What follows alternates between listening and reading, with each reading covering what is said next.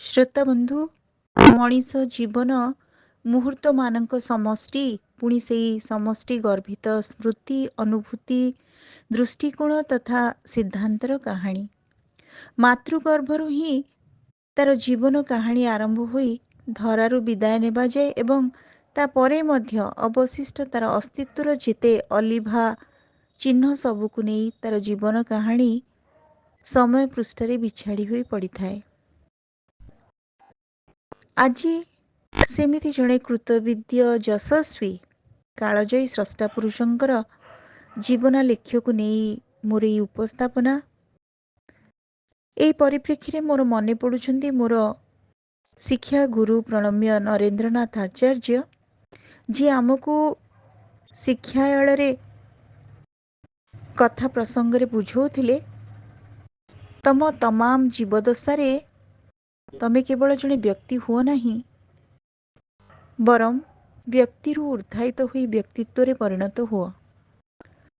ଶ୍ରୋତାବନ୍ଧୁ, ଏମିତି ନିଜ କୃତିତ୍ୱ ବଳରେ ବ୍ୟକ୍ତିରୁ ବ୍ୟକ୍ତିତ୍ୱରେ ପରିଣତ ହୋଇଥିବା ଜଣେ ସ୍ୱାଭିମାନୀ ଖାଣ୍ଟି ଓଡ଼ିଆ, ଯିଏ ଓଡ଼ିଆ ସାହିତ୍ୟରେ ଏକାଧାରରେ ଥିଲେ ଜଣେ ଲୋକ ଶିକ୍ଷକ, କବି, ଭ୍ରମଣକାରୀ, ଗାଳ୍ପିକ, ଔପନ୍ୟାସିକ, ଆତ୍ମଜୀବନୀକାର,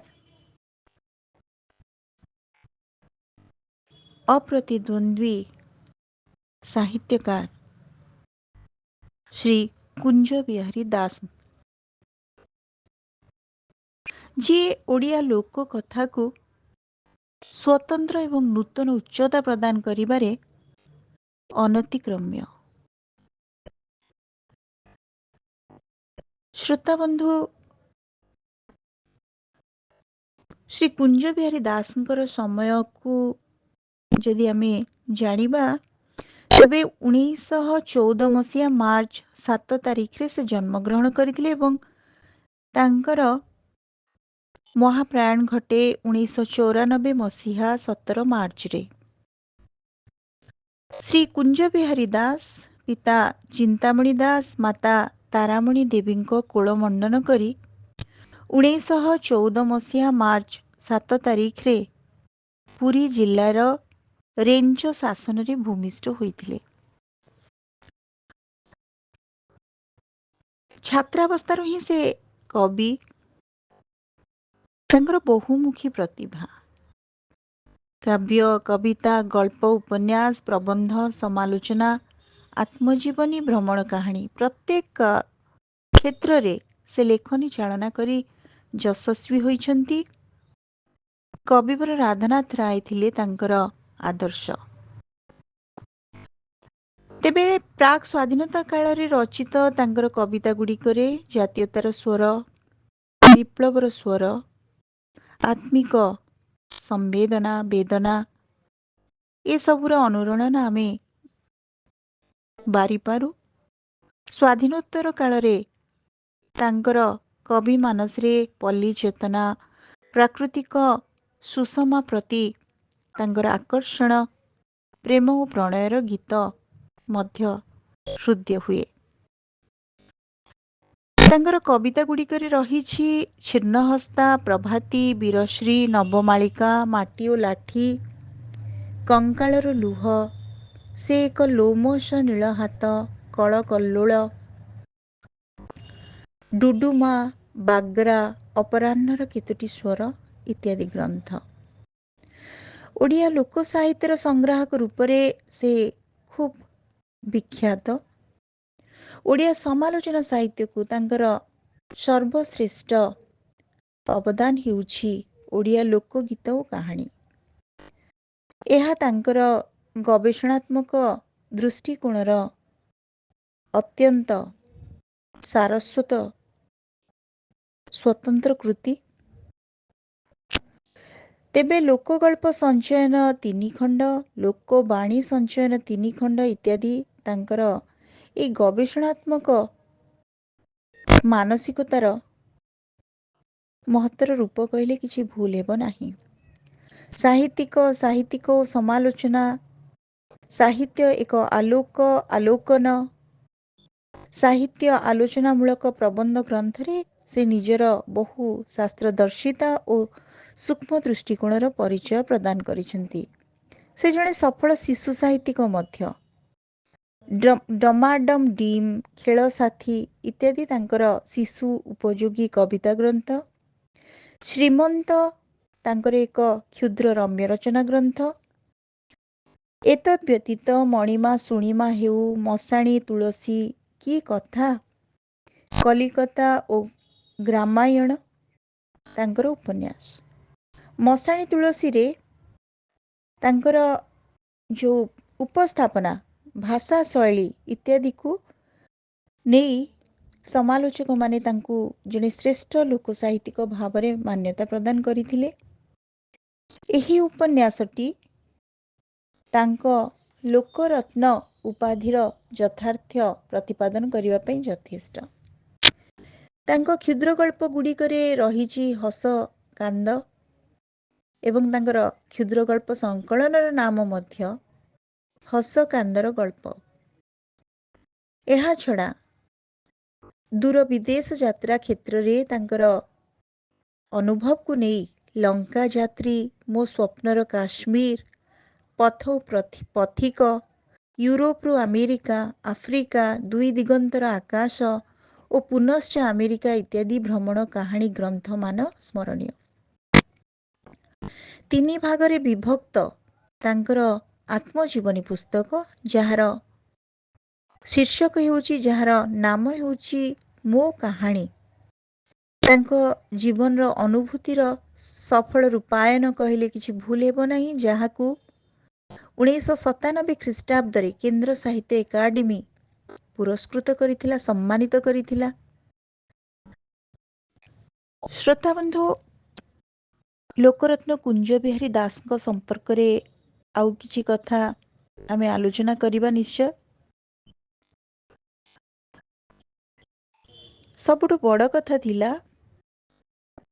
ତାଙ୍କ କବିତା, ତାଙ୍କର ଆଲୋଚନା, ତାଙ୍କର ପ୍ରବନ୍ଧ କ୍ଷେତ୍ରରେ ମାନବୀୟ ପ୍ରେମ। ଏତଦ୍ ବ୍ୟତୀତ ପ୍ରକୃତି ପ୍ରେମ, ପଲ୍ଲୀ ପ୍ରେମ, ମହତ୍ ଜୀବନବୋଧ, ଶ୍ରମିକ ମୂଲ୍ୟାଙ୍କ ପ୍ରତି ତାଙ୍କର ଆନ୍ତରିକ ସମ୍ବେଦନା, ମାନବିକବାଦ, ମର୍ତ୍ତ୍ୟ ପ୍ରେମ। କବିତା ଅପେକ୍ଷା ତାଙ୍କର ଯେଉଁ ପ୍ରାବନ୍ଧିକ ରୂପ, ପ୍ରବନ୍ଧର ଯେଉଁ ଉପସ୍ଥାପନା ବା ଗଦ୍ୟ ଜଗତ ଆହୁରି ବିସ୍ତାରିତ, ସମୁଚ୍ଚ। ତେବେ ଆମେ ଆଲୋଚନା କରିସାରିଛେ ତାଙ୍କର ଲେଖାଗୁଡ଼ିକ ସମ୍ପର୍କରେ, ତାଙ୍କର ପୁସ୍ତକ ଗୁଡ଼ିକ ସମ୍ପର୍କରେ। ତାଙ୍କର ବ୍ୟକ୍ତିତ୍ୱ, କୃତିତ୍ୱ ଓଡ଼ିଆ ସାହିତ୍ୟରେ ସ୍ୱତନ୍ତ୍ର ମାନ୍ୟତା ଲାଭ କରିଛି। ସେ ଏକାଧାରରେ କେବଳ କବି, ସାହିତ୍ୟିକ, ଗାଳ୍ପିକ, ପ୍ରାବନ୍ଧିକ, ସମାଲୋଚକ, ଆତ୍ମଜୀବନୀକାର ନଥିଲେ, ସେ ଜଣେ ଛାତ୍ରବତ୍ସଳ ଅଧ୍ୟାପକ ଭାବରେ ପ୍ରଥମେ ସଂସ୍କୃତରେ ଏବଂ ଓଡ଼ିଆରେ ନିଜର ପ୍ରସିଦ୍ଧି ଲାଭ କରିଛନ୍ତି ଏବଂ ସ୍ୱାତନ୍ତ୍ର୍ୟ ପ୍ରତିଷ୍ଠା କରିପାରିଛନ୍ତି। ଓଡ଼ିଆ ବିଭାଗର ଅଧ୍ୟାପକ ଭାବରେ ତାଙ୍କର ଅଧ୍ୟାପକ ଜୀବନ ଆରମ୍ଭ ହୋଇଥିଲା ଏବଂ 1950 ପର୍ଯ୍ୟନ୍ତ ସେ ଶାନ୍ତିନିକେତନରେ ଡେପୁଟେସନରେ ଥିଲେ। 1960ରେ ରେଭେନ୍ସାକୁ ସେ ପ୍ରତ୍ୟାବର୍ତ୍ତନ କରିଥିଲେ। ପ୍ରଥମେ 1946ରେ ସଂସ୍କୃତ ବିଭାଗର ଇନ୍ସପେକ୍ଟରରୁ ତାଙ୍କର କର୍ମମୟ ଜୀବନ ଆରମ୍ଭ ହୋଇଥିଲେ ହେଁ 1969ରେ ସେ ଜଣେ ପ୍ରଫେସର ଭାବରେ ଅବସରପ୍ରାପ୍ତ ହୋଇଥିଲେ।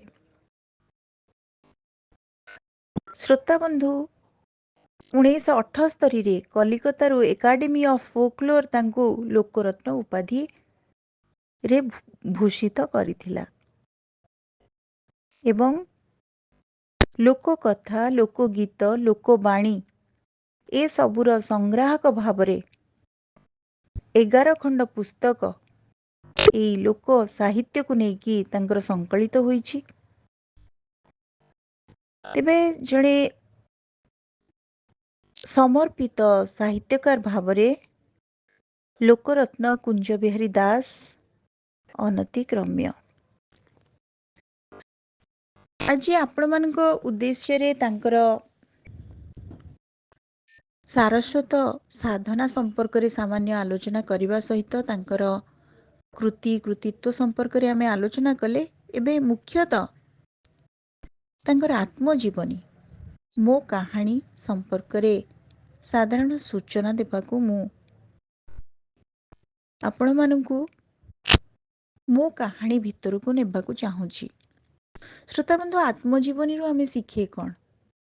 ଆତ୍ମଜୀବନୀ ଜଣେ ବ୍ୟକ୍ତିତ୍ୱର ସେହି ସମୟ, ତାର ଜୀବନ, ତାର ସମାଜ, ତାର ଜୀବନୀୟ ମୂଲ୍ୟବୋଧ, ତାର ବିଚାର, ତାର ଅନୁଭୂତିର କଳାତ୍ମକ ରୂପ କହିଲେ କିଛି ଭୁଲ ହେବ ନାହିଁ। ଏହା ପ୍ରେରଣା ପ୍ରଦାନ କରେ। ଏହା ମଣିଷକୁ ତାର ସମସ୍ୟାରୁ ମୁକୁଳି ସ୍ୱତନ୍ତ୍ର ରୂପେ ଜୀବନରେ ବିଚରଣ କରିବାର ସାମର୍ଥ୍ୟ ଯୋଗାଏ। ଲୋକରତ୍ନ କୁଞ୍ଜ ବିହାରୀ ଦାସଙ୍କର ମୋ କାହାଣୀ ଜୁଲାଇ 1976 ମସିହାରେ ପ୍ରକାଶିତ ହୋଇଥିଲା। ତାଙ୍କ ଶବ୍ଦରେ, ମୋ କାହାଣୀ ଅହଙ୍କାରର ଆତ୍ମପ୍ରସାଦ ନୁହେଁ, ନିଜ କୃତି ବା କୀର୍ତ୍ତିର କୀର୍ତ୍ତନ ନୁହେଁ, ଗ୍ରାମୀଣ ଓ ନାଗରିକ ପରିପ୍ରେକ୍ଷୀରେ ମୋ କ୍ଷୁଦ୍ରତା, ଅଧପାତ, ବୈଫଲ୍ୟ, ସଂଗ୍ରାମ ଓ ସଫଳତାର ଏକ ରୂପାୟନ ମାତ୍ର। ଏହା ମୋ ସହିତ ଅଙ୍ଗାଅଙ୍ଗୀ ଭାବେ ଜଡ଼ିତ। ବହୁ କ୍ଷୁଦ୍ର ଓ ମହତ୍ ଜୀବନ କାହାଣୀ, ସମସାମୟିକ ଜୀବନର କାହାଣୀ, କାରଣ ଅନେକକୁ ଘେନି ଏକର ବିକାଶ ଆଗରେ ପଛରେ ଚତୁର୍ଦିଗରେ ମୋର ଚିହ୍ନା ଅଚିହ୍ନା ବହୁ ଜୀବନ ଅତୀତ ଓ ବର୍ତ୍ତମାନ ଉପରେ ଛାୟା ବିସ୍ତାର କରିଛନ୍ତି। ସେହି ସମସ୍ତଙ୍କ କାହାଣୀ ଘେନି ମୋ କାହାଣୀ। ମୋ କାହାଣୀର ଲେଖା ପ୍ରକାଶ କରିବା କ୍ଷେତ୍ରରେ ସେ ବହୁ ବିଦଗ୍ଧ ପାଠକ, ଡଗରର ସମ୍ପାଦକ ଫତୁରାନନ୍ଦ ଏବଂ ଅଧୁନାର ସମ୍ପାଦକ ଶ୍ରୀ ରଘୁନାଥ ମହାପାତ୍ରଙ୍କ ନିକଟରେ ଧନ୍ୟବାଦ ଅର୍ପଣ କରିଛନ୍ତି। ଶ୍ରୋତାବନ୍ଧୁ, ମୋ କାହାଣୀ ଆତ୍ମଜୀବନୀ ବିଶେଷ ଭାବରେ 4ଟା ପରିଚ୍ଛେଦରେ ବିଭାଜିତ। ପ୍ରଥମ ପରିଚ୍ଛେଦର ଶୀର୍ଷକ ହେଉଛି ଆଦ୍ୟ ଉଷାର ଆକାଶ, ଯାହାକି 1ରୁ 112 ପୃଷ୍ଠା ବିଶିଷ୍ଟ ପରିଚ୍ଛେଦ। ଦ୍ୱିତୀୟଟି ହେଉଛି ସଂଗ୍ରାମ ଓ ସାଧନା, ଯାହା 113ରୁ 223 ପୃଷ୍ଠା ବ୍ୟାପୀ ଆଲୋଚିତ, ସମ୍ପୂର୍ଣ୍ଣ ରୂପେ 110 ପୃଷ୍ଠାର ଆଲୋଚନା।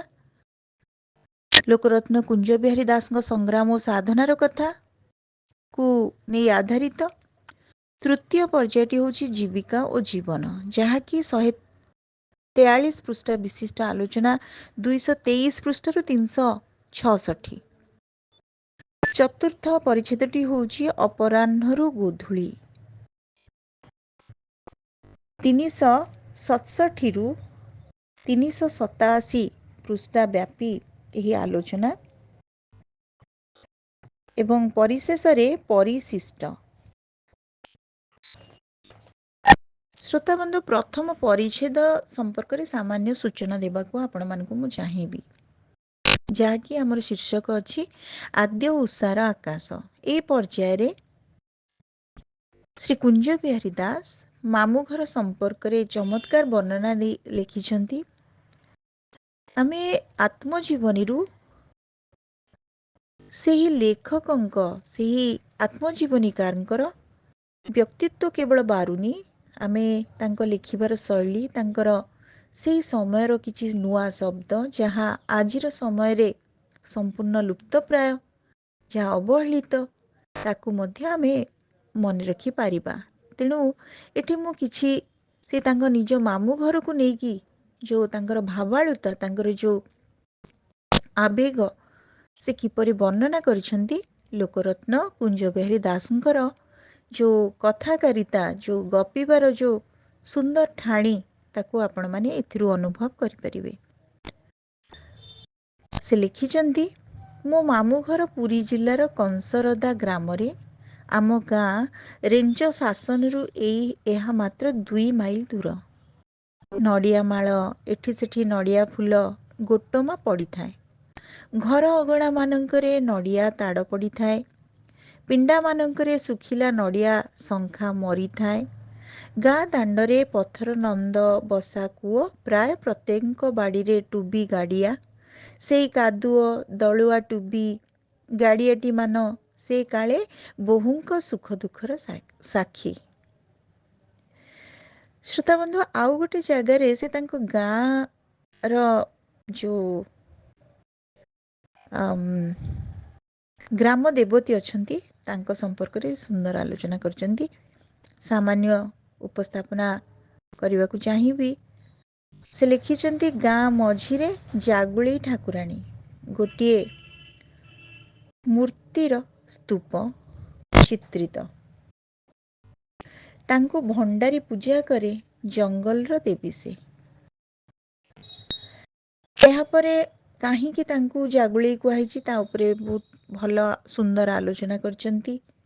ଆଉ ଗୋଟିଏ ଜାଗାରେ ତାଙ୍କ ନନାଙ୍କୁ ନେଇକି ତାଙ୍କର ଯେଉଁ ଆବେଗ, ଯେଉଁ ତାଙ୍କର ନନା ଥିଲେ ଚିନ୍ତାମଣି ଦାସ, ତାଙ୍କ ସମ୍ପର୍କରେ ସେ କେତେ ଗୋଟେ ସୁପୁତ୍ର ହିସାବରେ କେତେ ସୁନ୍ଦର ଭାବରେ ତାଙ୍କର ଅଭିବ୍ୟକ୍ତି ଆପଣମାନଙ୍କ ହୃଦୟକୁ ସ୍ପର୍ଶ କରିବ ନିଶ୍ଚୟ।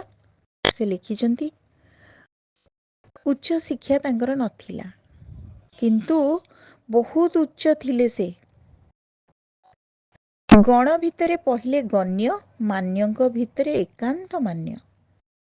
ଦୈହିକ ଓ ମାନସିକ ଶକ୍ତି, କୃଷି ଓ କୃଷ୍ଟି ଉଭୟର ସମନ୍ୱୟ ଥିଲେ ସେ।